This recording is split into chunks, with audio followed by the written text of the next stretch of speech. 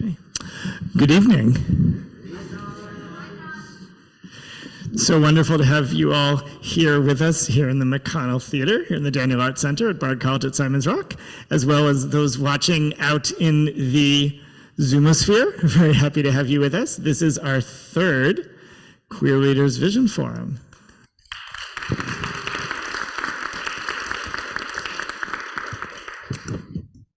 So for those who I haven't met, I'm John Weinstein. I'm the Provost and Vice President of Bard College at Simon's Rock and Bard Academy at Simon's Rock, and the founding leader of the Bard Queer Leadership Project. It's kind of a mouthful.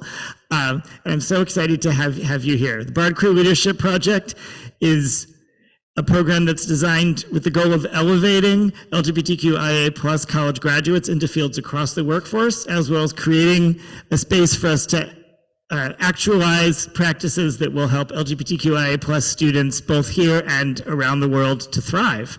And part of this work is really thinking about what is queer leadership, right? And what might that be? When we started this program really less than a year ago, it's kind of hard to believe. It feels like we've been around a lot longer, but this is still quite new.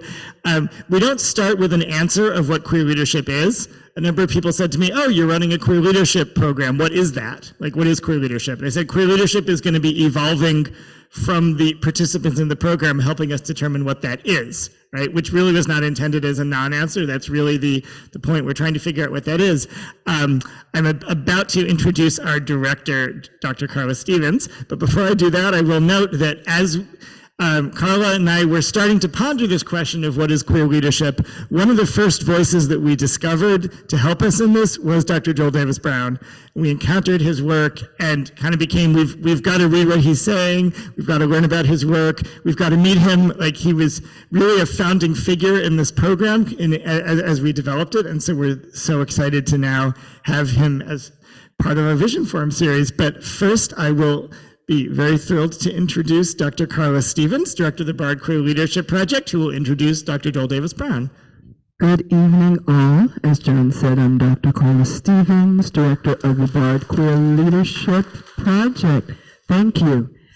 So, I'm going to give the short version of Dr. Joel Davis Brown, and then we're going to spend some time learning the long version of who he is. Joel Davis Brown is an entrepreneur, an author, and a member of the Forbes Coaches Council. His debut book, The Souls of Queer Folk, How Understanding LGBTQ plus Culture Can Transform Your Leadership Practice, was published in 2023. An attorney with a doctorate in educational leadership, Joel founded Pneumos, a global management and consulting firm with hubs spanning across 3 continents. Welcome, Joel. Thank you. Thank you. Let me first just say thank you to you all for having me here and for coming out on this warm, balmy night. I want to thank John. I want to thank Dr. Carla for their gracious invitation. It was a pleasure of mine to come here, and I wanted to be here and to be in this space, so thank you. Our pleasure. I get to start? Ooh, excellent. I get to start. So please excuse me, I have long questions, so I have to read them. There's stuff I need to know.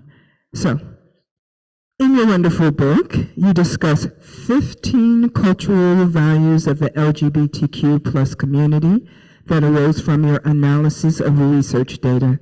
You synthesize those values into 9 meta themes: justice, authenticity, verve, resilience, sex positivity, perceptiveness, interconnectedness, gender fluidity, and creativity.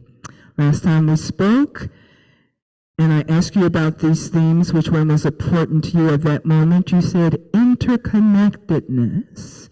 And so we're about 6 months later, and does interconnectedness still resonate as the priority, or do you have another value that you're feeling right now?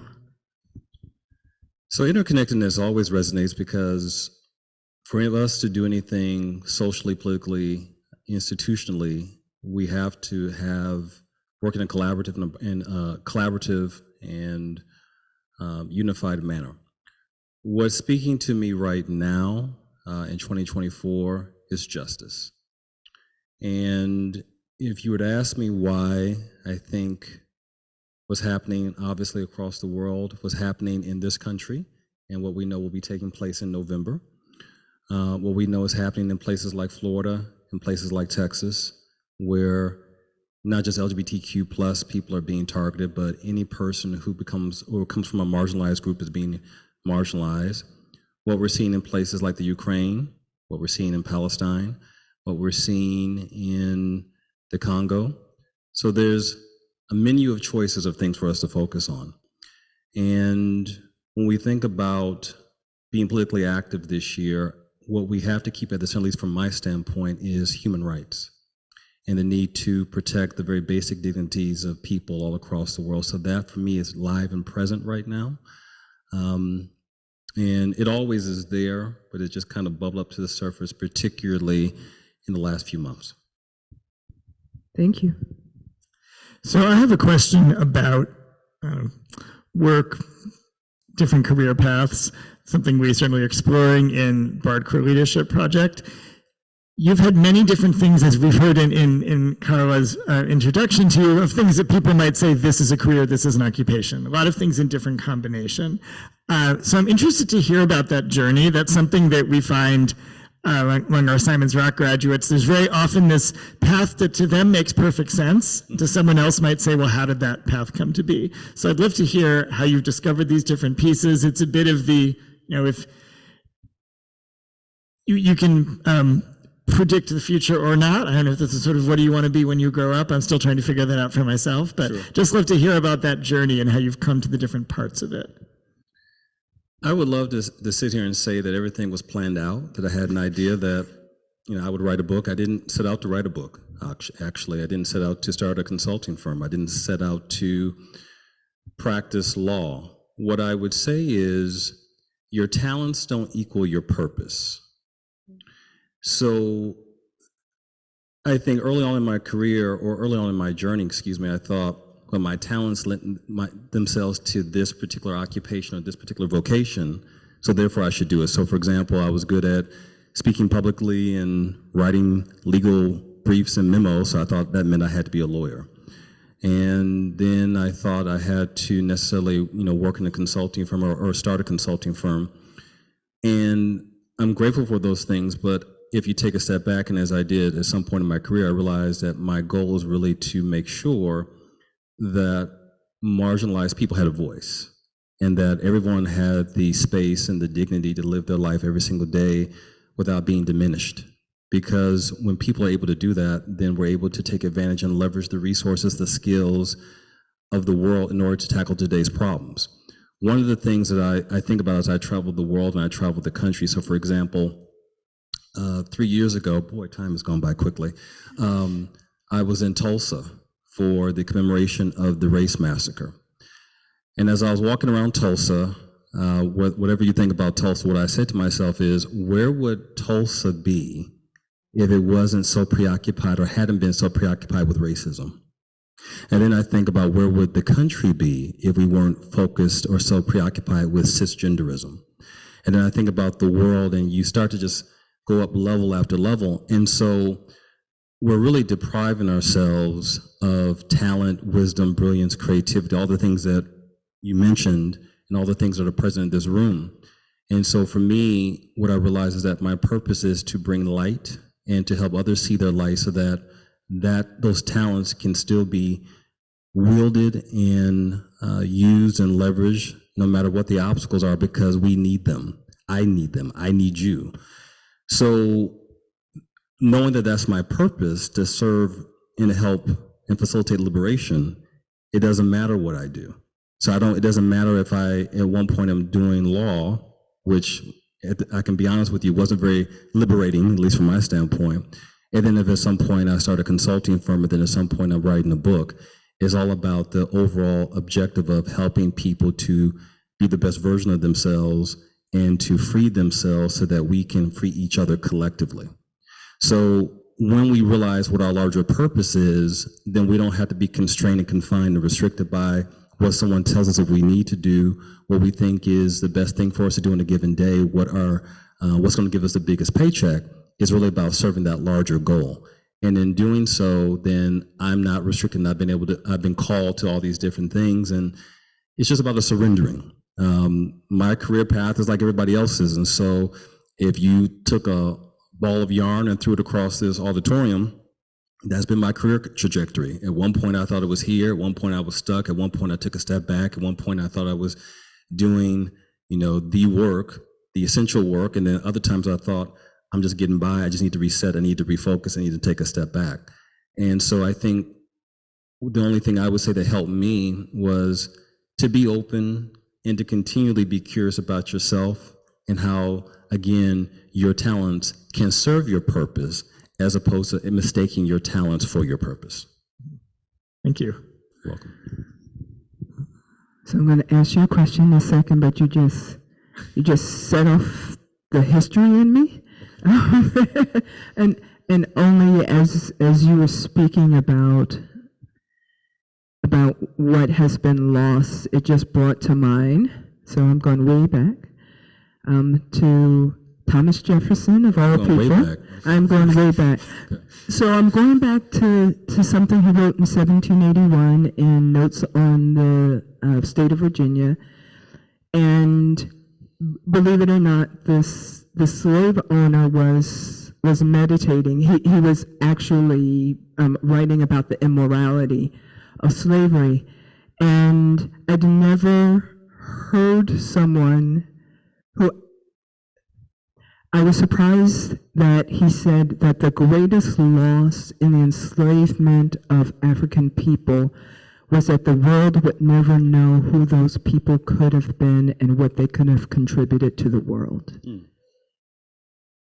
And whatever you think of Thomas Jefferson, that he understood that and could mourn that, has been very powerful for me, and I'm hearing you have the same kind of lament.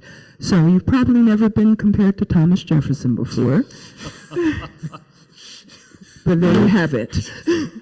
And then he came to Simon's Rock. So this is a different president, but I want to acknowledge that we're in the final day of Black History Month, our African Heritage Month, and we have the good fortune of having a gay Black interculturalist as our guest. And so when you're considering this rich career path that you spoke of, what has been the impact of intersectionality, positive or negative? Good question. I think what I take away from my identities, plural, I try to approach from an asset-based perspective. Because when you grow up in this society, at least when I did, I'm a little older than some of you here, the idea is that Blackness and queerness and Native Americanness is something that you have to overcome. It's a liability. It's something that someone is going to do to you, hold against you. And that's part of the reason why I wrote this book, is because when I think back to how I got over, referencing, Black spirituals and whatnot, and the roots for any hip hop heads, it is because of those traits, it is because of those lessons, it is because of that wisdom. So, for example, I know that in recent years there's been a lot of discussion around people don't want to be labeled. I've heard that. Like, I've had younger people school me and say, I'm not taking on these labels that other people are, and I get that. The way I distinguish between a label and an identifier is a label is something that's placed on you by someone else.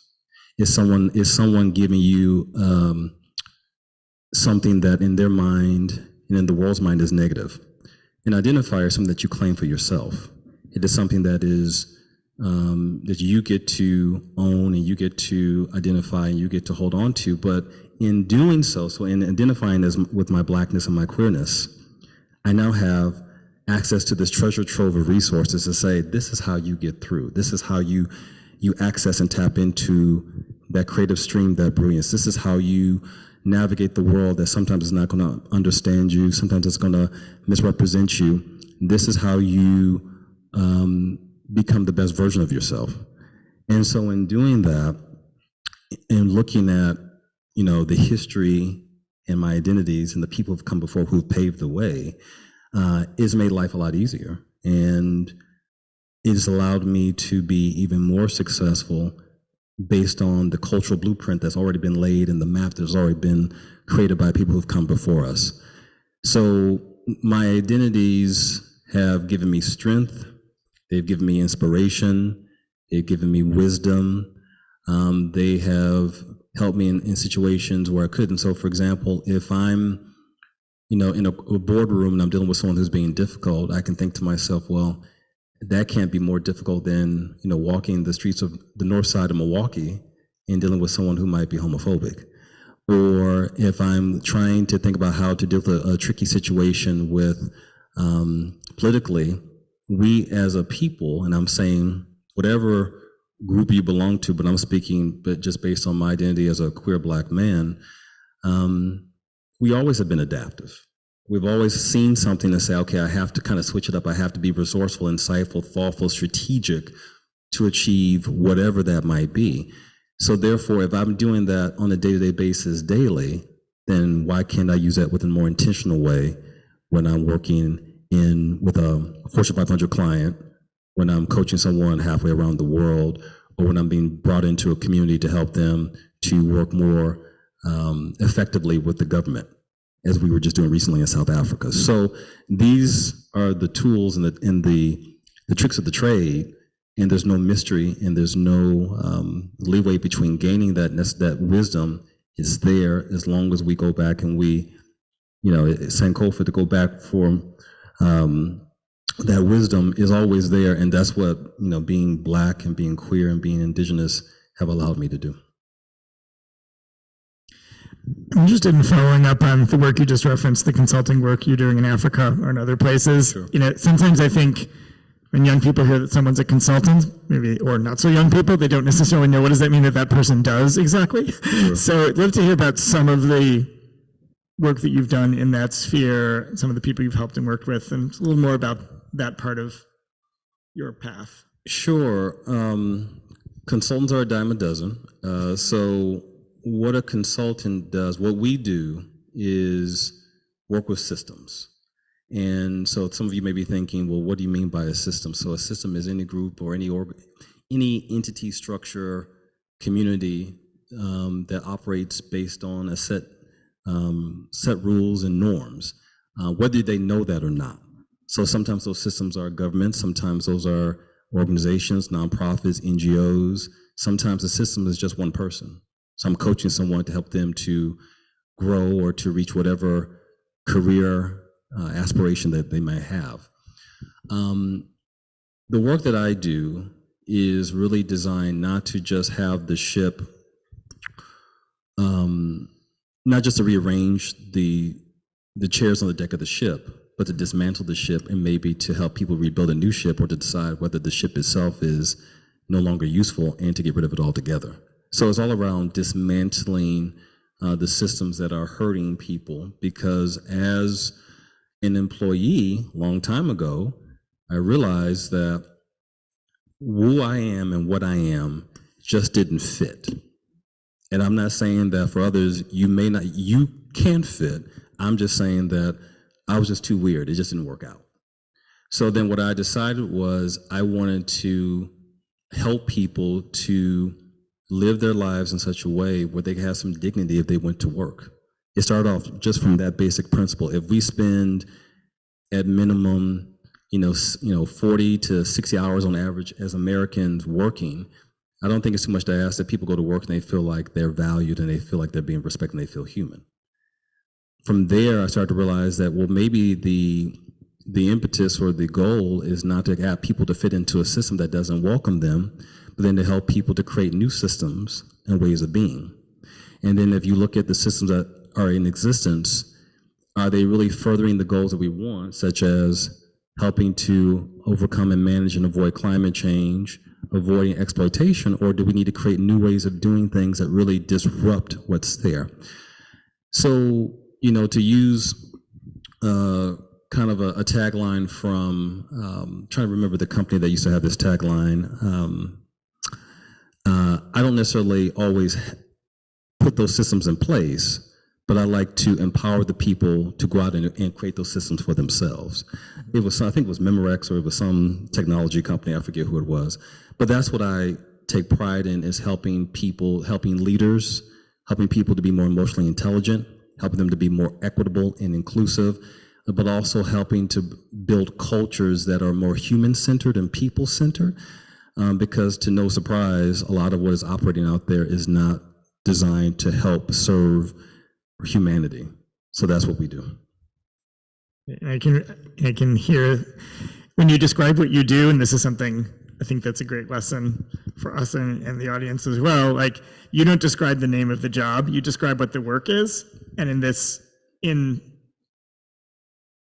what some would say that kind of 30,000 foot level, but that's the level that actually is the level that's most key. Like it doesn't feel like it's distant and high up when you're saying it. That feels like the most on the ground way to describe it. So I really, really value that. Well, it does in my family. They're still wondering at times, like, what the hell do you do?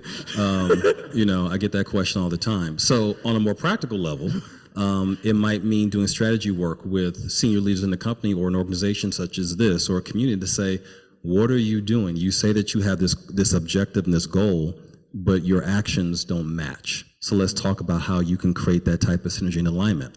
It might mean working with leaders who, as I'm working with right now, who are brilliant intellectually, but emotionally and socially and culturally are awkward and are creating more harm than good. It might mean doing mediations between community members and between people.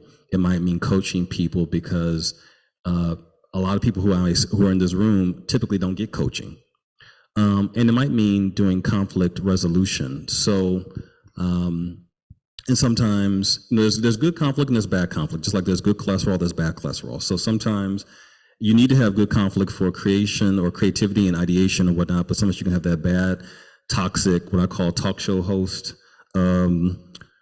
conflict that is disruptive and doesn't help anybody. So those are the areas, those are the 5 pillars that we work in, but it's all around helping to create the type of equity, belonging, consciousness, empowerment, transformation that the world needs. So that's what I've been privileged to do now for the last 19 years. I love you, John. So there are some of my students from the mod who are here, and we just finished reading Simon Sinek's Start With Why. And John just explained the power of starting with why as opposed to what. Thank you. Thank you. Yeah. All right. So how do people find you? So if part of your job is sometimes to destroy or deconstruct the boat, who finds you? How do they find you? And how do the people who have constructed the boat allow you to come in? Well, you may find me online. A lot of the people who find me now is word of mouth. When I first started out, I hustled. So I spoke everywhere I could. I had sent out brochures, which may sound kind of archaic at this point, but I went to every speaking conference I could go to.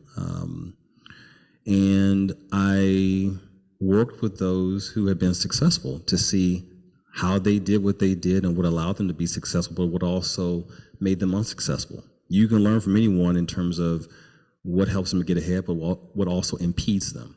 So I studied. And then from there, I would do a little contract here. I would work as a subcontractor on other people's contracts. And then that allowed me to start getting the cachet and the reputation where then, I was getting referrals, and now, people just find me because we've established a name for ourselves. What I would say, though, is people find me, but they're sometimes not ready for me. because, particularly during Black Lives Matter, there were a number of organizations who wanted to fight racism. There's one company, for 100 years they've been around, but they never thought about this. So I asked the CEO, why do you want to create greater equity in your organization? And she looked at me and she couldn't say anything. And she said, well, it's because it's important. I said, but why is it important to you? And I said to her, as she stammered and she got frustrated, if you can't articulate it for me, if you can't articulate it for yourself, then you're not going to be able to articulate it for me. And if you can't articulate it for me, then how are you going to articulate it for anybody else in your organization? And if you do, clumsily or not, you're going to come across as being performative. So we don't require that organizations be perfect, but we do require them to be sincere. And to no surprise here in this audience, I'm sure, there's some organizations that are not sincere. They're doing work because it looks good, it makes them seem popular, makes them, it looks flashy. So we have a vetting process, and we also have organizations sign a memo of understanding saying, you understand what this work requires, you understand that we speak the truth and that doing this work will require internal transformation. You are committed for the long haul. You are committed to doing what is necessary in order to bring about this change, because otherwise, then what's the point? And that creates difficult and tough decisions for people. But I want people to be clear about what the work entails, because it's always easy at the beginning. Is when things get hard that you understand people's conviction, their mettle, their toughness, and their willingness to actually do the systemic work. So through that vetting process, we find, I would say probably half, maybe even 40% of the companies that contact us are really willing to do it, and some are not. And we direct them to other areas and to other firms and other people who might be able to do the work at the level that they're wanting to. But that's not something that I can do and feel good about myself in the morning. Welcome.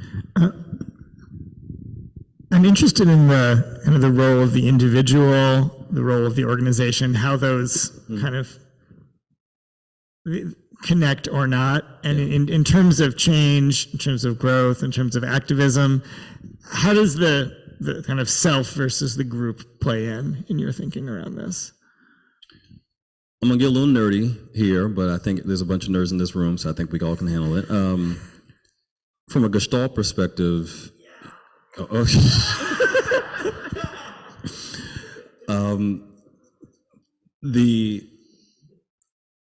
have the individual, you have the interpersonal, you have the systemic, and you have to address all three. You can't just address one. Mm-hmm. So where that person, so first of all, you have to start with the individual to say, you have a role. And what I see sometimes in organizations is people saying, well, the leaders are going to do X, Y, and Z. And sometimes it happens in countries too. So for example, Obama got elected and we thought Obama was the savior. So, he'll take care of it. That's not how it works. There's something that leaders can do, and they have a responsibility for creating the psychological safety in the means and the openness to do certain things, but the individual also has agency. And the individual has to take responsibility for doing what they can do, because in essence, you are a leader as well. Leadership is not something that's just ceded to other people. We all are leaders in your friendship network, in your circle, in your classroom, with your families, you're leaders. And here's the thing, you're being a leader whether you know it or not. And you're being a leader whether you are being positive or not. Now, the type of leadership I want is the type of leadership that creates positive value. But you can also be a leader by acting in ways that are hurtful and harmful, and people watch that and then they emulate that. We saw that for 4 years from 2016 to 2020. When it comes to the organization, the individual also has to do their part, and then the dyads and the groups and the teams also have to do their work as well. And oftentimes what I see in organizations is the leaders either want to cede the work to the organization, or the individuals want to deify the leaders and say, well, I abstain, absolve myself of doing anything, so therefore they would do it. We have this kind of, what I've seen is this heroic complex where we want people to save and rescue us instead of realizing that no one is coming to save you, you have to save yourself. At the same time, what I do say to leaders is, at the very least though, you do owe it to your people to get out of the damn way and not to hurt them as they're trying to do the work that you say you want done, but in reality you really don't. So it has to happen at all different levels. And so that's part of the reason why we don't do, as a firm, programmatic work.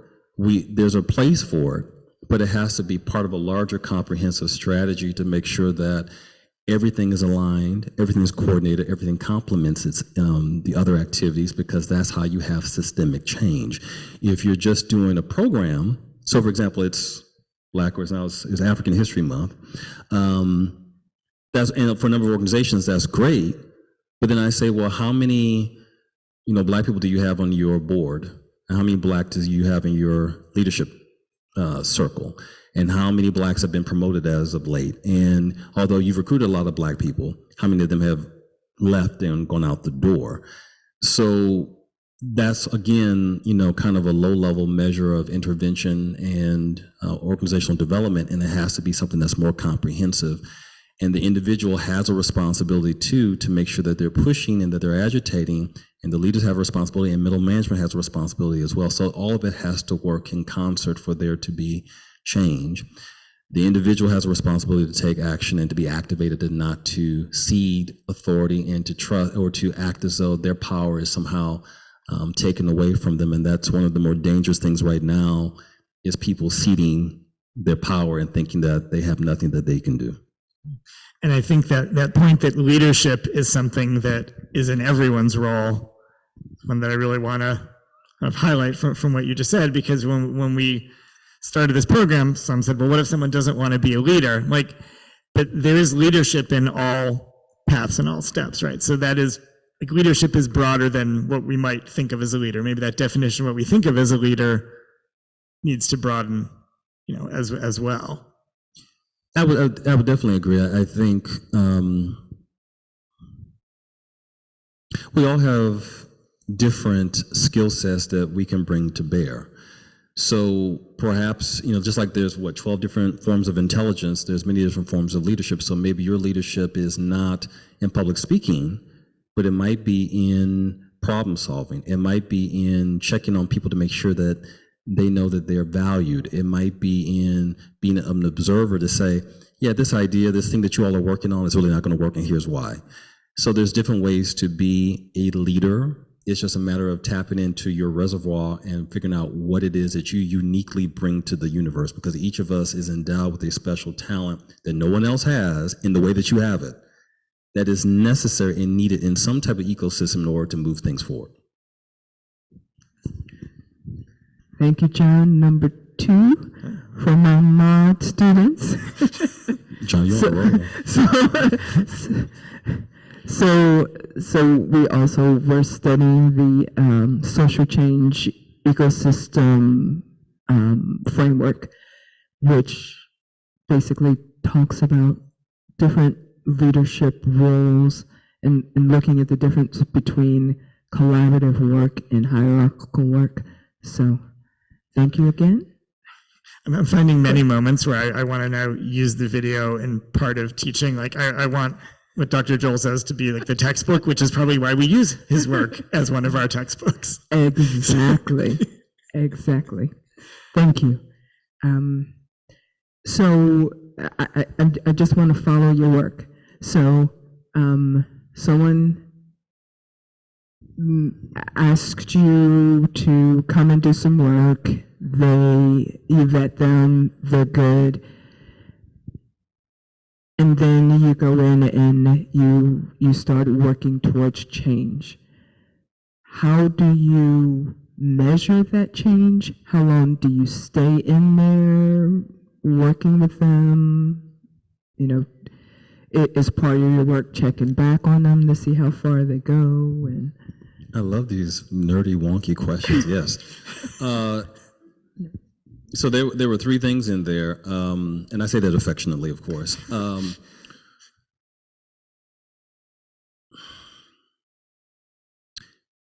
Here's one lesson I learned later in my career.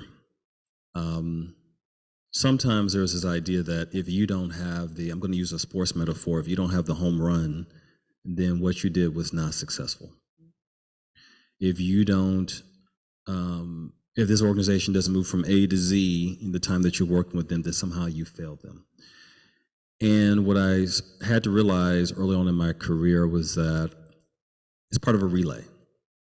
I am here for a time to move the organization as far as I can. Once my services are no longer needed, once I feel like I'm no longer creating impact, once I feel like I've used all the wherewithal that I possess, I have to trust and know that there's someone else who's going to come along who may have new ideas, new access, better resources that will move that organization forward. And so that's what we do. So there are a lot of political pressures within organizations and systems where it's not always possible to change. And I've been in systems where you start off and everything's going well. We work with a company that I'm sure many of you have their products in your house or your apartment, or you've used them today. And we were doing really good work. We had this leadership acceleration program where we were working with people of color. We had to twist them to include LGBTQ, but we were able to do that. That's a whole nother topic. And women. And the program was really successful. So for 10 years, we were working on this leadership acceleration program to get people to accelerate their career. And then the person retired, and someone new came in, and they said, essentially, I'm not feeling what you're doing. So what do you do? The writing was on the wall. They were not invested. They didn't care. They had a new mandate, and that mandate was to go in a different direction, and you have to abide by that. And that's difficult because sometimes you look at your work and you look at the people you've been working with and you think you feel bad because you don't want to leave them in a vulnerable position, but you just have to trust. Again, the history of the world, the history of humanity, the history of our communities is that someone always comes along and picks up the mantle and carries it forward. So that's what we do. Our entry point is always different. No engagement ever looks the same. And it's something where from the outset, you lay out the scope of what you're going to do and what's important, and you see it through. And you hope that it leads to more work and it leads to something different and better, but you never know. So the best you can do, I think, is always be clear and be honest about what your goals are, to be as communicative as possible with the client, and to lay out, this is what we're going to do, this is how we're going to do it, to stay in conversation. And then in terms of metrics, benchmarks. So I helped to co-author what's called the Global Diversity, Equity, and Inclusion Benchmark, GDEIB. And there are 14 different measures depending on different categories to say and measure where an organization is in terms of its organizational success. So it might be along marketing, it might be in supplier diversity, it might be in communication, it might be in leadership development, it might be in retention, recruitment, compensation, continuing education, but we have 14 different measures to say, how are you doing in all these 14 areas? Now, some areas may not be the focus, or they may need to focus on certain areas, but within those, there are standard, or there are benchmarks to say, are you operating at a best practices level? Are you operating at a progressive level? Are you operating at a kind of a middling level? Are you at a regressive level, or are you kind of stuck in the mud? And so that's how we measure impact. And then, yes, we do have to go back and see, did we actually do the thing that we wanted to do? And we don't talk just to the leadership, we talk to the people whose lives we're actually trying to impact. So if the goal is to make sure that we've done good work around equity and belonging, I can't just talk to the C-suite. I actually need to go and talk to the people who have been marginalized and say, have you all felt any of this? Do you see anything tangible? Does this feel real for you? And if they say no, then we haven't achieved our goal. And that's something that you have to constantly do. So I have a question kind of about first I'm going to ask about the subtitle of the book. I'm going to have a question about the title and then we're getting toward the Q&A part, but anyway, we've still got a few things we want to ask.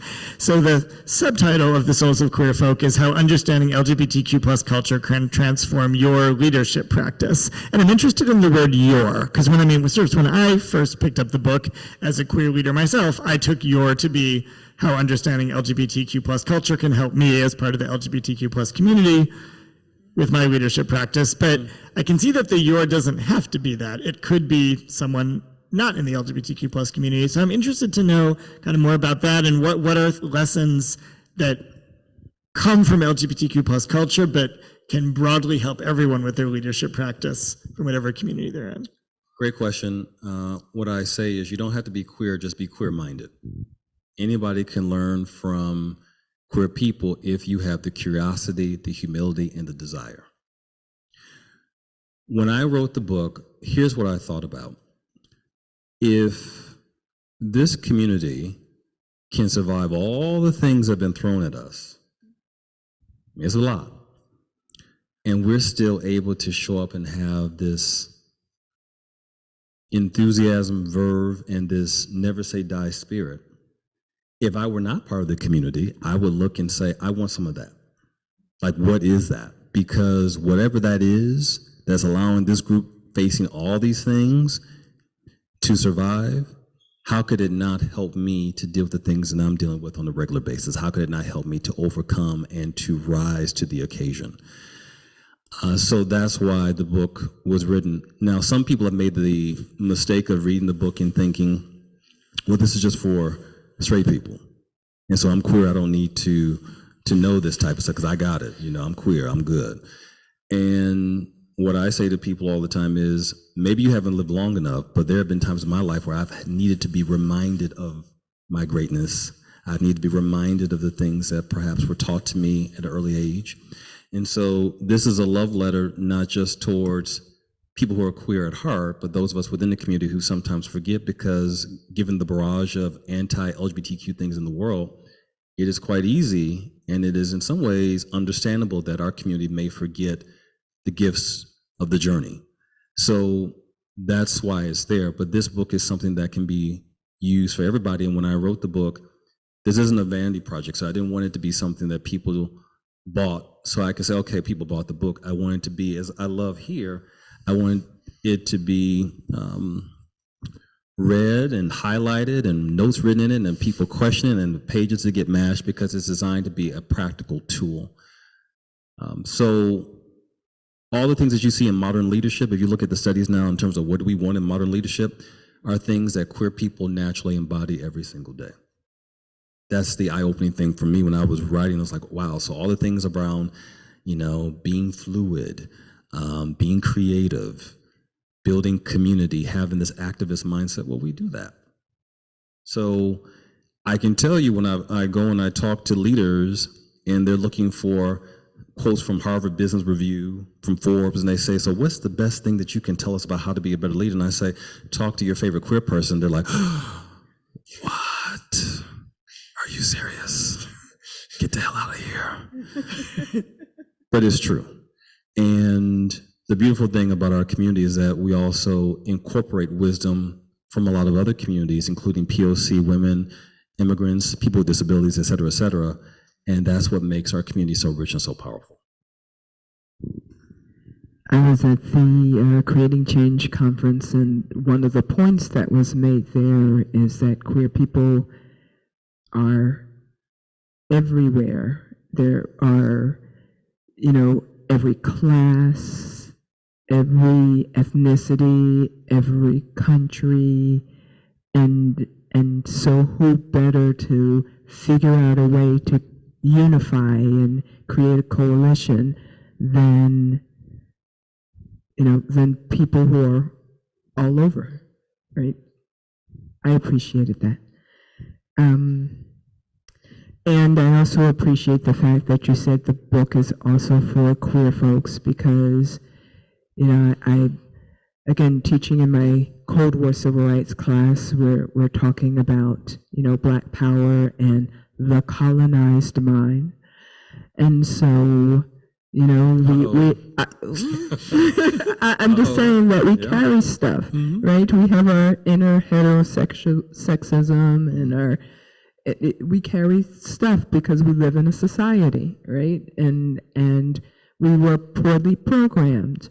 And so part of the work that we have to do is deprogram, or, you know, to always be reflecting and affirming. And so you already said that, though.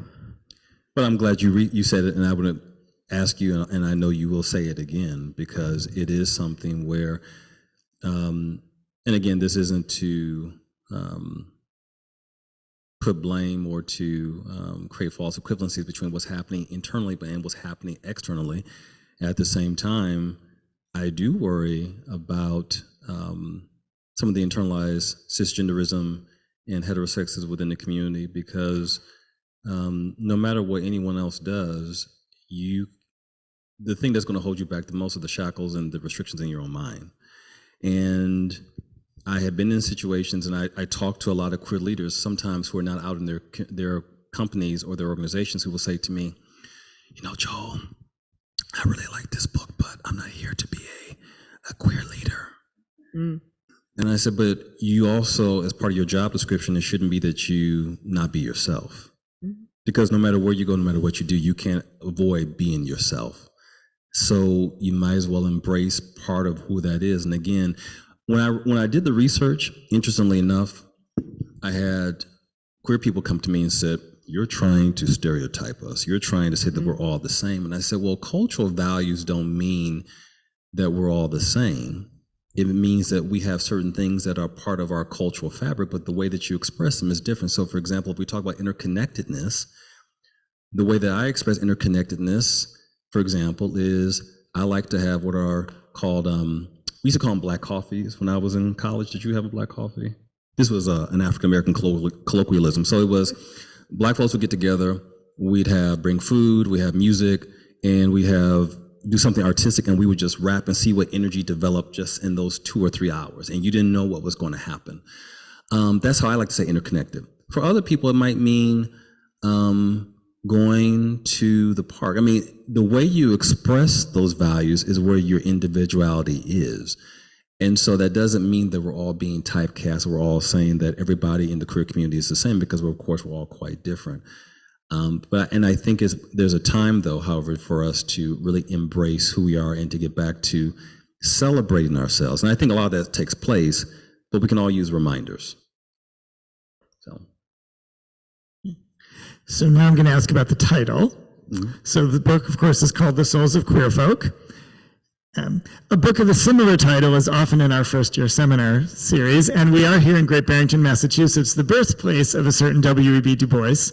So I do need to ask, is there a connection to Du Bois's work, from yours, or how do we kind of trace that or connect it, or do we assign that in class and have the students figure it out for us? I don't want to add homework. W. Du Bois is such an important figure in American history, and The Souls of Black Folk is really a seminal work. Now, I am in no way comparing myself to W.E.B. Du Bois. I want to be very clear about that. So let me just state that. What I wanted to do, though, is to re-ask the questions that I think we naturally assume have already been answered, but I don't think have been answered sufficiently. What does it mean to be queer? So when I did the research, I really asked that question, like, well, what does it mean? And not surprisingly, there was no research out there as to what it meant to be queer. There were a lot of consumerist studies. There were a lot of studies around epidemiology and coming out and suicidation and depression and mental illness and whatnot, yucky stuff. But there really wasn't anything that asked the question, which says to me two things. Number one, people think the question had been answered, or number two, people didn't care. So I started with going back to, well, what makes us tick? And there was a lot of stuff out there that frankly was stereotypical, a lot of it that was whimsical, but none of it that I thought treated our communities with the level of respect and discernment that I thought was required. And so when I was doing the research, I wanted to get to the essence and soul of who we were. So that's where the title came from. Then as I remembered, it didn't take long to remember this, oh snap, someone else has written a book and it's kind of similar. Am I getting myself into trouble? And I remember a friend of mine said, you sure you want to write that and put that as your title? You kind of put a lot of pressure on yourself and, and what if it doesn't, you don't write anything that people like, but what's that saying? What good is it to, I'm trying to make sure I get it correct. I'm going to butcher it, so I'm not going to say it, but why not try to think about that and to reach for that type of clarity and intellectual discourse? What's the point of not naming it that? So it was a challenge to myself. It was an honor to him, but it was also a desire to get to a deeper level of understanding about what our community represents. For many, many years, I kept asking, why is no one trying to talk with more clarity around what it means to be LGBTQ? And I kid you not, my friend Wanda, who lives in the Bay Area, said to me at one point, after 3 or 4 years of saying this, the reason you're not finding it is because you're supposed to write it. So get busy and write it. So that's how the book came in, and that's how the title came about. Well, I very much appreciate Wanda for giving that task. Maybe, I know we're soon going to be opening it up to questions, but I think we got one more question from Dr. Carla. Before we do that, you can start to think about the questions you're going to want to ask. Well, so we've been going. I will ask this. It's again going back to a personal, question that doesn't follow the arc that we've been following, but so going to that negative side, and I know that you're a positive person, but when experiencing discrimination, can you tell the difference between disrespect stemming from your identity as a Black man or a queer man, and does it matter? Yes, I can, and I'll share a little bit of a quick story. When I first moved to the Bay Area, I live in San Francisco, used to full time, but my spiritual center was in Oakland. So when I would go to church, and I know church is a loaded term, but it was really a spiritual center. When I would go there, people would say, "Where do you live, bro?" I said, "I live in San Francisco." "Oh, it's wild. It's wild in San Francisco. Oh my gosh." I said, "Well, why is it wild in San Francisco?" "It's just wild." And I said, "Well, that's weird because San Francisco is only 8 miles away, so how could it be so much more wild than Oakland?" But I knew what they were saying.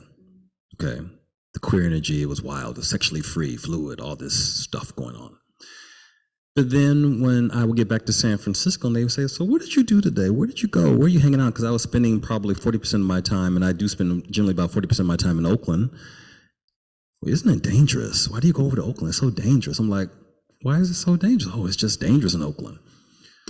Oakland isn't dangerous, not any more than any other big city. There are parts of Oakland that are almost as forested as Great Barrington. I kid you not, North Oakland. And so you saw the stereotype around the racism, and you saw the stereotype around the queerness. In terms of its impact, does it matter? Not so much, but it does matter in terms of how I respond and what strategies I have to use and what mental machinations I have to go through to respond to it, because it requires a different level, different energy. So right now what we have in terms of racism is, and well, we've always had this, is someone else's problem, someone else is doing it. We know from the studies that the queer community on average is much more racially progressive than our heterosexual counterparts. But that doesn't mean that the racism still doesn't exist. We were joking at dinner, for example, that there was a movie that came out in 2014 called Stonewall that supposedly told the history of, the LGBTQ rights movement. And my comment was, and I meant this sincerely, if you watch the film, you would think that the queer community came from an island off the coast of Sweden because you saw no people of color. It distorted the history. It was historically inaccurate. What I'm finding now on the other side among some black people, not all, but some black people, particularly conservatives, religious conservatives, is the whole idea of people just don't want to accept truth, as though truth is universal. Or I hear things such as, even going back to grad school, they are trying to take over the conversation around equity.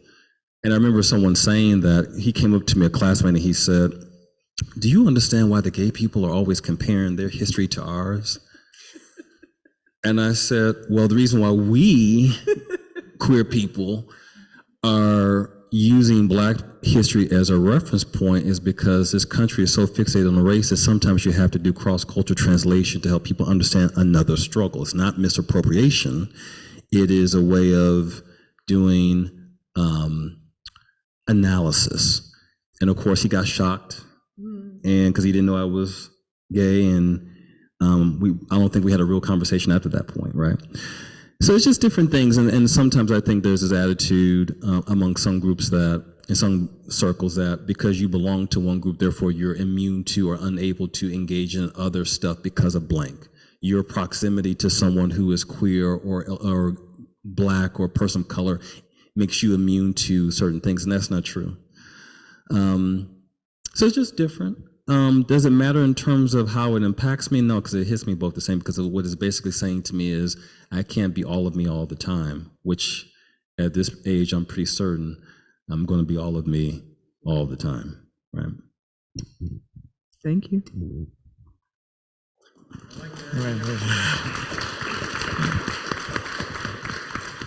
Well, I think that's a great point on which to move to our Q&A. We are going to ask, if you'd like to ask a question, if you can go to the microphone up at the back there, which is really for the sound for our online viewers as well as the viewers here in the space. And we will try to get as many questions in as we can. Thank you. Me first. Go right ahead. Let's waste no time, because we got a lot we're going to want to ask. And if you can introduce yourself if you wish, you also can choose not to. It's up to you. Hi, I'm Indiana. I'm a senior at the college. I've heard you say a couple times this evening the word cisgenderism, which I'm writing my senior thesis on, just like transsexuality, etc. But judging by your appearance, which, God, I don't know, I don't think you're trans, but I don't know, it's interesting to see that you've incorporated that into your theory. So could you talk a little bit more about how your understanding of gender has influenced your work and this book? Really great question. Thank you. I think my understanding of systems and oppression has influenced this work. You can't talk about one level of oppression without talking about the others. And so if we're going to talk about, they all come from the same nexus. So if we're going to talk about heterosexism, racism, sexism, you also have to talk about cisgenderism, because it all comes from the same place. And my understanding of gender has been is evolving and unfolding, even as I also continue to contend with the norms and the systems and the things that I was indoctrinated with and the things that were harmful, and wanting to liberate myself from those sorts of things, and being very fluid in how I think about gender. So am I trans? No. Am I non-binary? No. But I also am aware of the harm that cisgender people and cisgender communities have done on trans community. We forget, for example, that one of the first rebellions in our community's history, not only the Compton cafeteria riot, but there was a riot in LA, help me, 19... Tavern? Correct. A lot of those rebellions came about because trans people did not feel welcome in a lot of quote-unquote LGBT establishments within the community. So if we're committed to justice and we're committed to doing the right thing, it doesn't just stop with whatever part of the community we think we identify with. You have to be for one or for not, or either you're for all or you're not. So it's part of my continued growth to think about gender and gender identity. And I think when you're in a same-sex relationship and when you're in the community, you naturally have to think about that in terms of how you're subverting gender roles, how you're subverting how gender is prescribed. I remember being in a law firm and wearing a pink pastel shirt and someone saying to me in the elevator, do you notice that you're wearing a pink pastel shirt? And I said, yes, I do. And the guy said, you have to be a very secure man to wear that pink pastel shirt. And my response was, I think I have to be a stylish person to pull off this pink pastel shirt. And so it's those things that you start to realize, even that, something as simple as that is subverting the gender norm. And there are micro conversations, there are macro conversations, and I don't want to put myself in a situation or suggest that what I have seen and witnessed in any way compares to what people who are trans or non-binary deal with. But the gender stuff in our world is so strong, even in terms of how you walk. I remember in college someone teasing me because I took every step, or I looked at something on my shoe and I turned my ankle that way as opposed to turning it this way and said, you're acting like a girl. So those things caused me to start to question, number one, the role of how gender plays out in the world, how gender plays out in society, but also made me aware that I don't want to replicate that. And it's something I'm constantly examining and something that I will constantly interrogate to make sure that I'm doing the work and not creating harm for others within our community. Great question.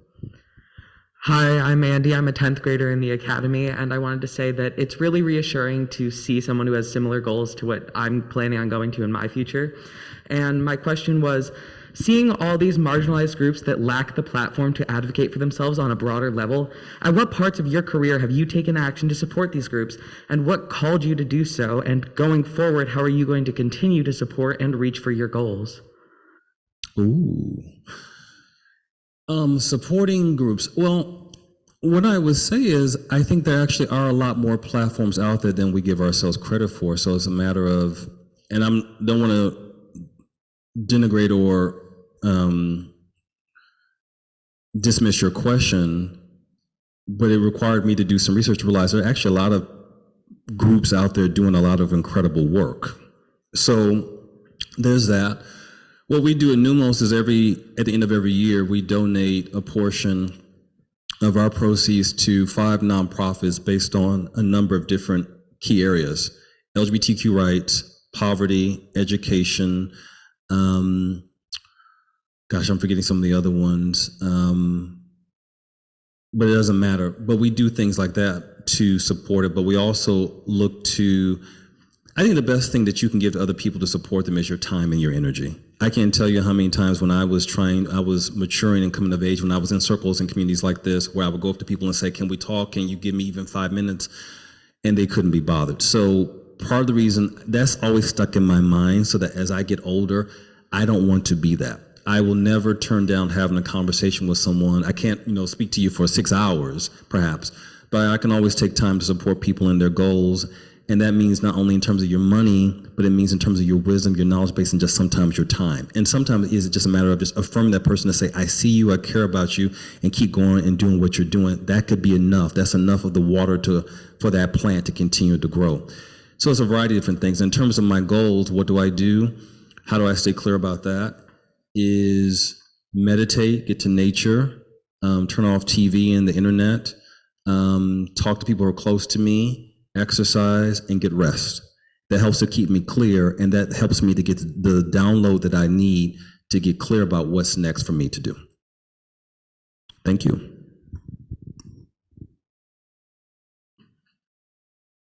Don't be shy.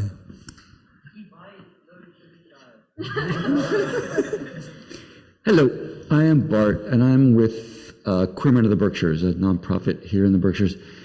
And my job and our community's job is to inspire queer people to lead lots of social and recreational and wellness programming all over the region. And the question is, how do you get queer folk to see themselves as leaders and then to step into leadership? And I would say that what I've noticed as obstacles are people are taught in school to do as they're told.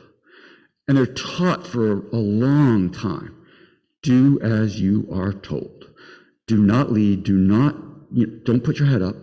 And then the other thing I've noticed is there's a lot of people including me, on social media an increasingly large percentage of our day. And in order to be a leader in our organization, you need to bring people together in real time together in cafes, health clubs. I mean, it's bringing people actually together to get to know one another and support one another. And social media is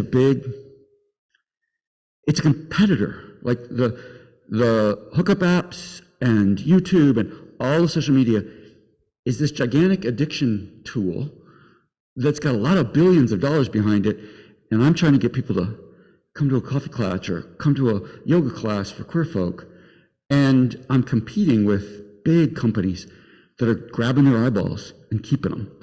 And an educational system that said, you're not a leader, you can't be a leader, don't even think about it.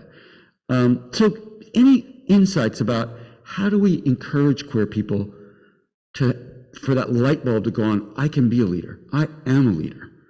And then I think once you're a leader, you find things that are important to you to lead. So anyway, not sure I was as clear in that question as I want, but for me, it's a 40-year-long question of how do you get queer folks to lead? Yeah, I'm just going to think about that because I want to take your question, as all questions, very seriously.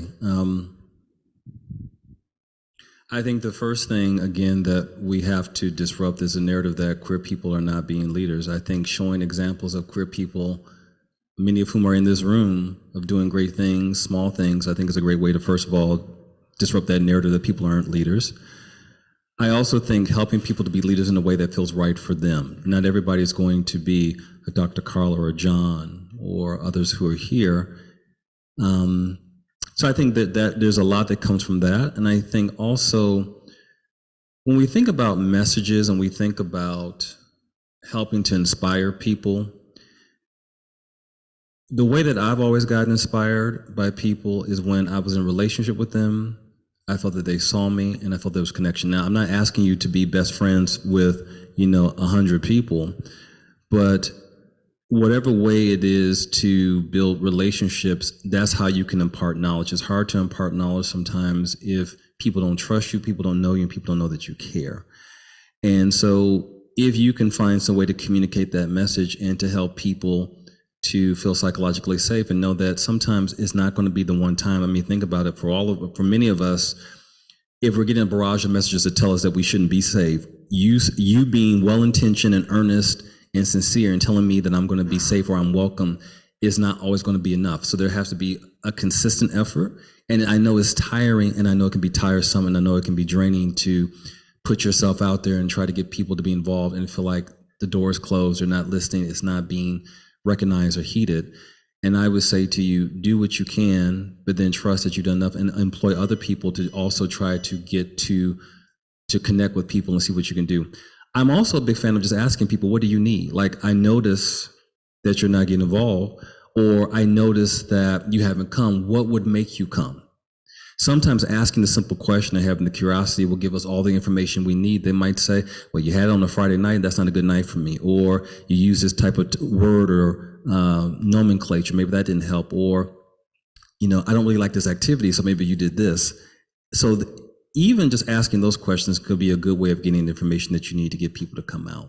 I just want to say to you, because what I heard in your question, and it may just be me, was a little frustration. And I want to say to you, also take care of yourself in the process and don't overextend yourself, because we need you not to burn out. And that's what happens to a lot of leaders, is we don't take care of ourselves and we end up just saying, oh my God, I'm tired, I can't do this anymore. And then that doesn't help anyone. So do what you can and trust us enough. But I would say ask the question, build the relationship, be consistent, and employ others to help you to do the work and carry and do some of the heavy lifting.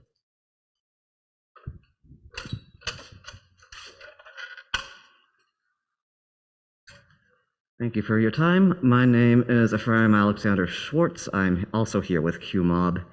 And there was something you said about, analyzing the ship, either fixing the ship or more often dismantling the ship because there's something fundamentally flawed with it. And I feel like we're looking at a whole fleet of flawed, breaking down ships. There's so many problems, so many urgent, life-threatening problems. And I'm wondering, when's the time that you've had to choose between two sinking ships, and how did you make that decision? Well, that's a really good question. I would say sometimes the sinking ship was me. The sinking ship was, I am drained, I don't know what to do, I don't have the resources, and I had to preserve myself, and that was a difficult position because you can see other people and saying, we need you here, could you do this? And I had to say, I'm not going to be good for anybody, but I'm not good for myself. So what I chose to do in that situation was to take care of myself, and there was a lot of guilt in that at the time, but I've started to realize that self-care is not just a priority, it's a necessity. In terms of looking at multiple issues and whatnot, where do I think I'm going to have the most impact? That's generally how I determine where I give my energy and time. And sometimes, yeah, I may have interests in all these different areas, but my biggest impact sometimes is not going to be where I think it is, it's going to be here. But then maybe if I can't devote energy and time, the wonderful thing now is that I can go into my contact list on my phone and say, I can't do this, but I know some other people will. So leveraging your community to say, there are other people out there, there are other superhumans who can carry this work, and giving them the opportunity, the referral, the time, the information to say, here's something you can do, because then it's a community effort, and that's the way that has helped me to overcome that issue. Thank you. Hello? All right, awesome. Darn howdy, partners. My name is Stone Brigham. I am with the BQLP, and I am from Central Florida. We do not have this accent. Before I begin, I would like to invite you to just breathe for a second. You know, you've already answered so many questions, and I think I really want to be able to help channel both of our minds here in this question. So let's just breathe in and out. So when you were talking about before this Q&A, you were talking about the difference between San Francisco and Oakland, California. A really big distinction you made with San Francisco was that it had a much more active queer culture, and then you proceeded to call Oakland dangerous. From what I know from certain things, I know Oakland also has a very active indigenous community. I would like to ask, how would you picture an Oakland, California that had the same emphasis on queer culture as San Francisco would? Thank you. Thank you. I want to clarify something. I wasn't saying Oakland was dangerous. I was saying that other people portrayed Oakland to me as dangerous. And I wouldn't say that, I mean, San Francisco definitely has an activist culture. What I was saying was that some people portrayed San Francisco as being kind of lawless and reckless and kind of free-spirited. Oakland has a very rich history of activism, starting with the Black Panther Party and going even beyond the Black Panther Party. And we know, of course, that there are a number of people within the Black Panther Party, including Angela Davis, who is a queer activist, who coined the term anti-racism. Oakland, because of the gentrification, because of the high price of living, because of a number of things, a lot of the bohemian activist culture that used to be a hallmark of San Francisco has left. It's still there. There's still people, Fox News being one of them, that want to tell you that San Francisco is dying. It's not. It's transforming. That being said, Oakland is just as rich in its own right and just as vibrant in its own right in terms of its activism. So there's a lot of work being done in Oakland right now around Afrofuturism. I would say that Oakland is home to a number of a stronger base of lesbian and queer people and queer organizations. So one might make the argument that Oakland in some ways is on par with San Francisco, and I don't think that would be a stretch, and I don't think that would be controversial at all. Hi, I'm a senior at the college. I was curious when we were discussing Carla's question about differentiating intersectional discrimination, because you were talking about dealing with racism when you're in LGBT spaces and sometimes dealing with homophobia when in Black spaces, and probably dealing with both in a lot of other spaces, and especially in the corporate world. And so I wanted to ask, in terms of also just, any intersectionality dealing with marginalization of any one identity in the space of another, how do you find ways to take up space wholly as yourself when faced with the sort of dyad? You all are giving really good questions.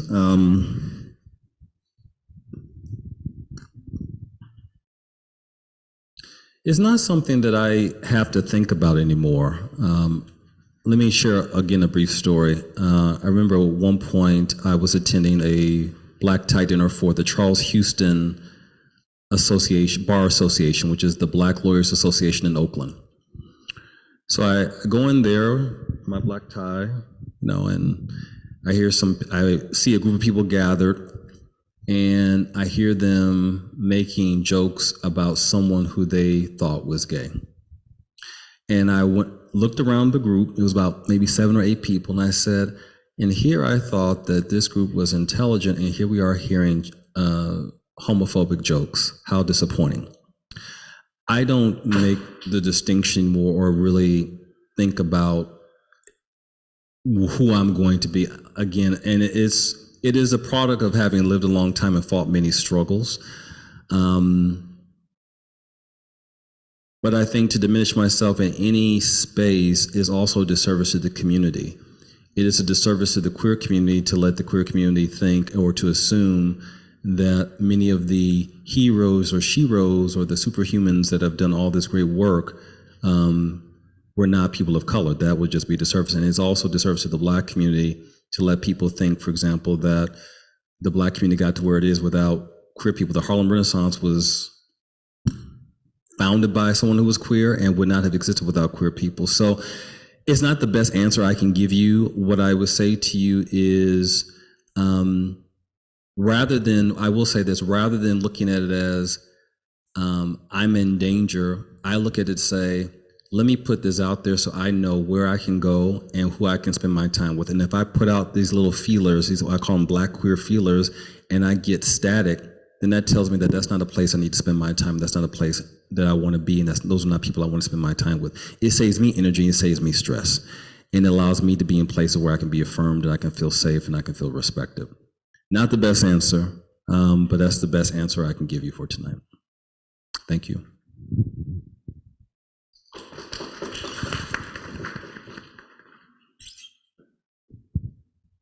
All right, hello. I'm Francis. I'm a first year at the college. And first, before I ask my questions, I want to say thank you for coming. It's been amazing hearing everything that you all have talked about today, and I'm glad to be here in that center. My question is, we know it's important to talk about the discrimination and demonization that many marginalized groups and communities have faced in these past years and more for decades in that standard. Well, my question for you is, how have you found, well, I think just as important, how have you found joy in your identities? And what advice do you give to others to help push for them to find joy in the many identities they may have in that standard? I love that question. I find joy every single day. When I'm in Brooklyn and I see people breakdancing, I know that's probably an old term at this point. When I see them doing their thing, I get joy. When I see queer people walking down the street with what others may call attitude, but with the flair, that gives me joy. When I do things and I say, oh, there's my queer, like, for example, I'll tell this story. So the other day I was with my partner, we're at a jewelry store, and I was like, I like those pearls, and I'm gonna buy those pearls. And I saw the lady's horror as I said to her, I want to buy those pearls, and can you help me try these pearls on because I want to see how they look around my neck.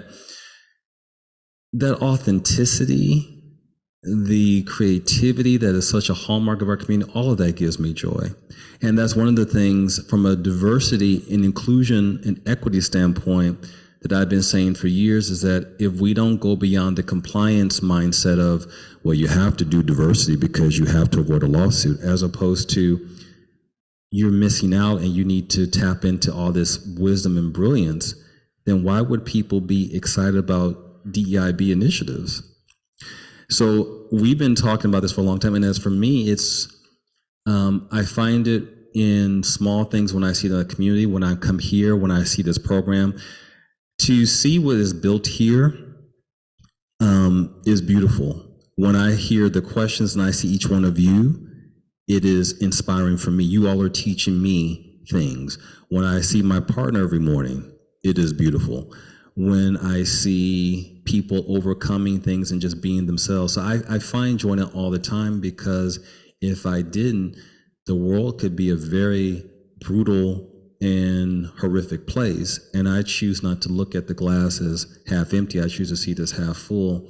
And what we emulate daily is born out of our struggle and is a testimony to our legacy and our culture and our history. So it's very easy for me to do that. And I would encourage each person, as we think about who we are, what makes us great, and own that, and to take that forward, and to see your weirdness as a strength. I've long believed and known I was weird. And around the time I came out, which was May 14th, 1995, I said, I'm going to embrace my weirdness and see it as a strength and not as a liability. So I would encourage everyone here to remind everybody to remember that, because that's what I do for myself. Thank you.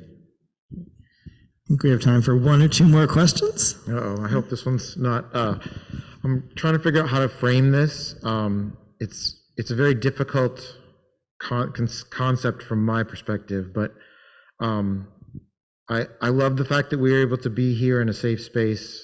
I've known I was gay since I was 6, and I understand and I feel like intrinsically value that who I'd be able to become is out of the struggle that I had in the way that society was presented to me, right?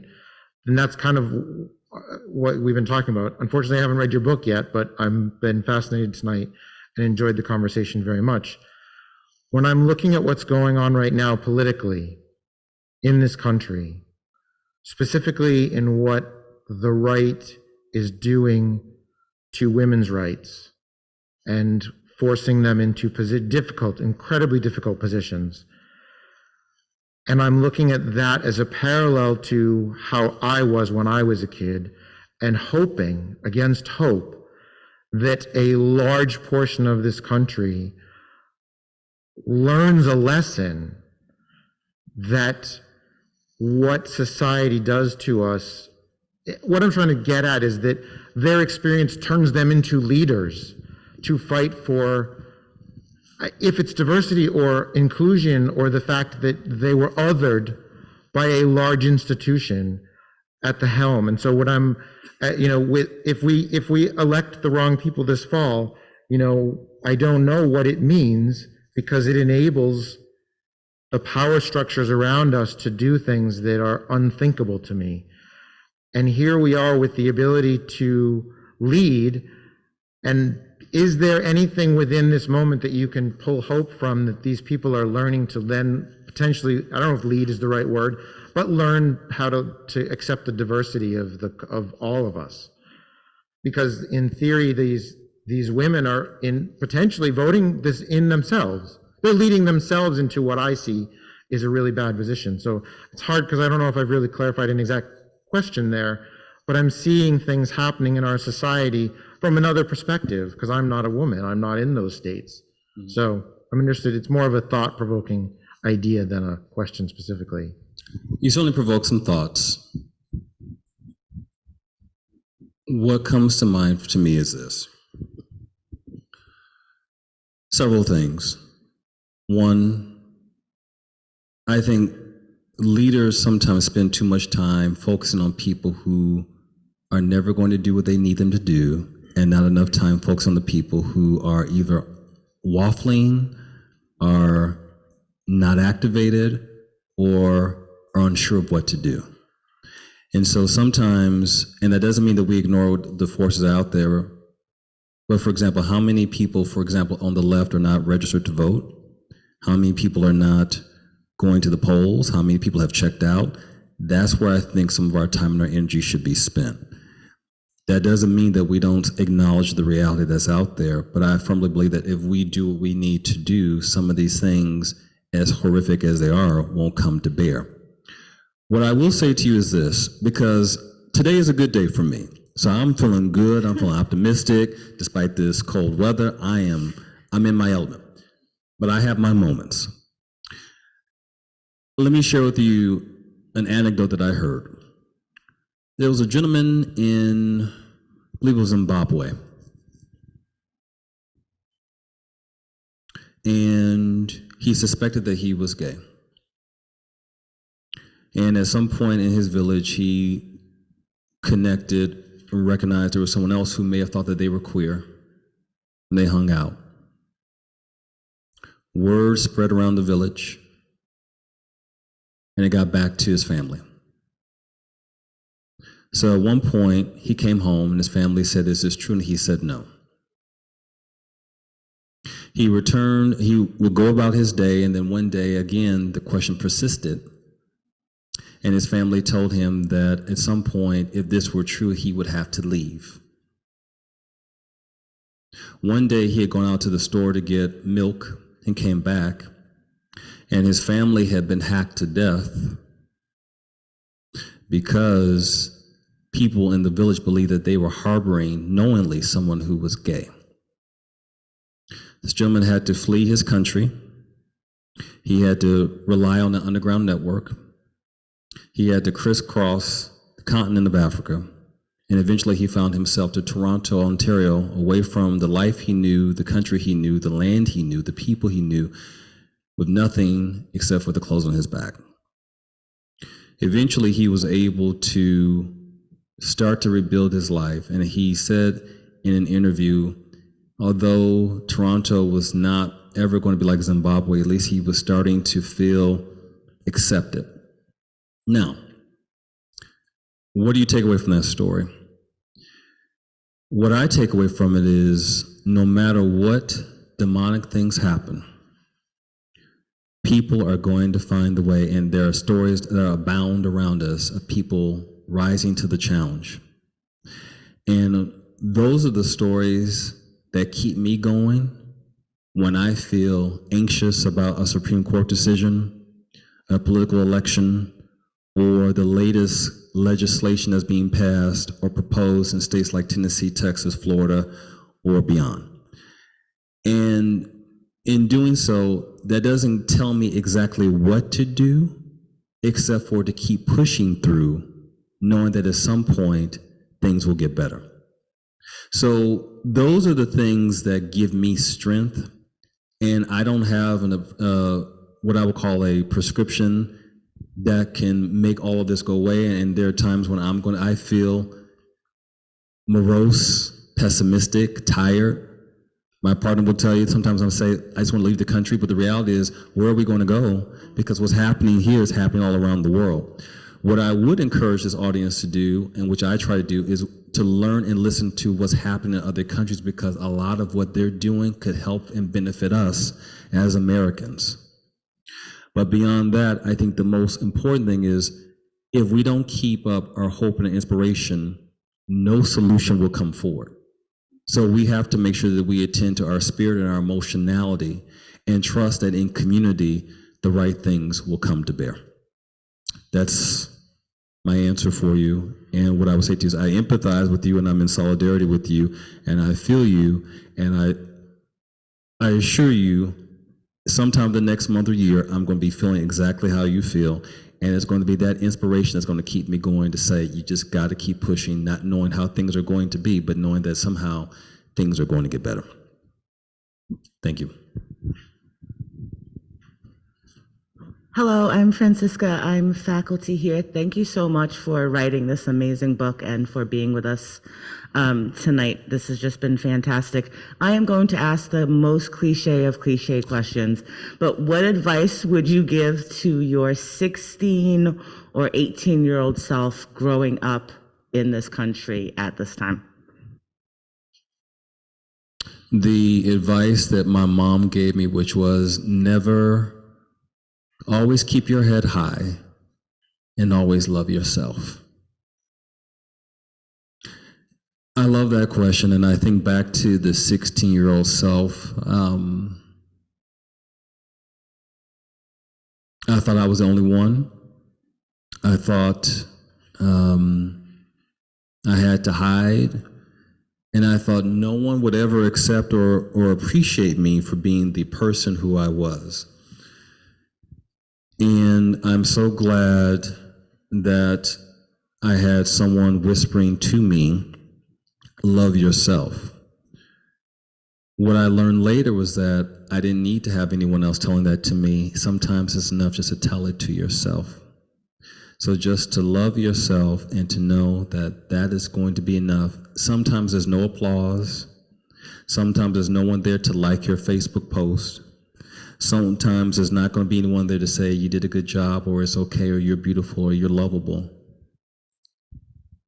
Revel or take advantage of that audience of one to know that sometimes it's just going to be you, and that's going to be enough to get you through the times that you don't think you can get through.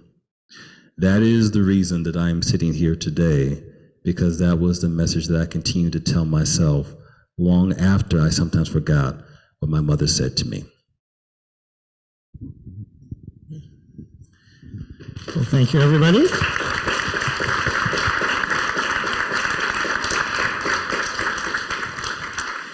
Before I ask Carla and Joel for their final words for the evening, I did want to give mine, which are some words of gratitude. I wanted to thank all of those who've made this event happen, who you may not be seeing on the camera. Thank you to Jean and to Warwick and to Leo and to Monk and to Melanie and Brian and Jess and Charlotte and Kirsten selling books out there, and all of the BQLP team, P-Plant staff, and the staff here at the Dano Arts Center. So thank you for making this possible, and thank you to Carla, and thank you to Joel for being here up on stage and for sharing your words with us. And we will be able to get books signed after the event outside in the lobby, but before that, I'm going to first ask Carla, my co-host, for her final word, and then we're going to ask Dr. Joel to give us the final word to wrap up our event. So, thank you, Joel and John. My final word is going to be like the first words that I said when I took this position, and I was talking to the community, and it's partially in response to what Sep said, which is love over fear. That and that's love over fear politically, love over fear personally, when one is talking to yourself, especially when you're afraid. Love over fear is what is my kind of guiding everything. And so every time that fear gets really big, I just have to make the love bigger.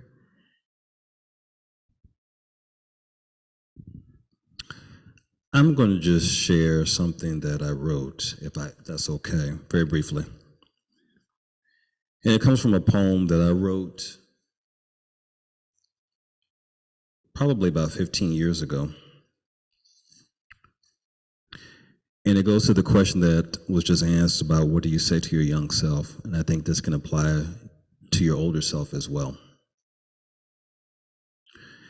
Baby boy, it will be all right if no one asks you to dance, if no one puts you first in a popularity contest. Mom said it best when she said, don't attest to anybody's truth but your own. Peculiar boy, if no one stands to walk by your side, abide by the singular notion that love is reigning for your benefit. Don't be counterfeit. Lonely boy, if camaraderie becomes politicized, if no one asks you to poeticize or join in the pickup games to drop dimes, be kind to yourself. In truth, there is wealth. Beautiful boy, if no one says I want to hear your voice, If no one says, I want to hear your opinion. Dominion means dwelling in every atom of yourself. So if people split you, you become seeds and bleed forever into the soil. The toils of your life will make for great reading as long as you're not plagiarizing, sacrificing yourself to star in somebody else's fiction. Individuality is conviction. When asked what is the toughest brand, survey says, I am second to none. I have only ridiculously begun to be me. That is my offering to you all. I want to thank you all for letting me be here, and I look forward to continuing the conversation not only in the hallway, but afterwards. And I want to thank again the school, the faculty, the students, you, John and Dr. Carla, for the wonderful privilege of being here with you. And I look forward to coming back and spending more time with you in the future. Thank you very much. Thank you. Thank you, everyone. Thank you all for being with us tonight. Thank you for being in community, and we look forward to seeing you again. Good night.